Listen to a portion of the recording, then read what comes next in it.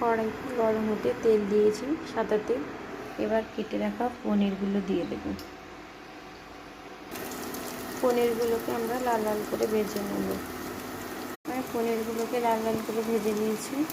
এবার পেঁয়াজ কেটে রেখেছি, পেঁয়াজগুলো দিয়ে দেব।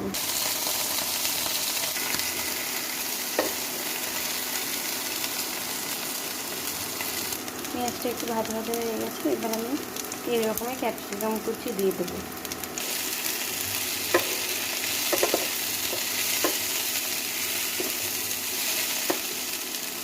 ক্যাপসিকাম 1 মিনিটের মতন নেড়ে নিয়েছি।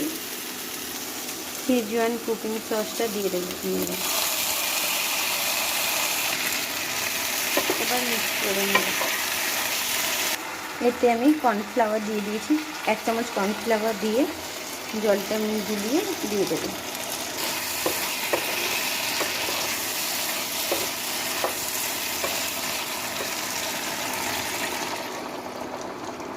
আর একটু জল অ্যাড করবো আমি।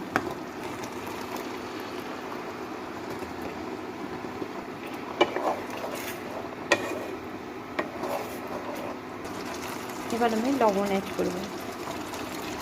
লবণটা আমি শেষে অ্যাড করলাম, কারণ ক্যাপসিকামগুলো না হলে মুছে একদম হয়ে যেত। ওই জন্য একটু 1 সেকেন্ডের জন্য আমি একটু ভালো করে নাড়িয়ে নামিয়ে নেব। এবার আমি নামিয়ে নেব। আমার কমপ্লিট।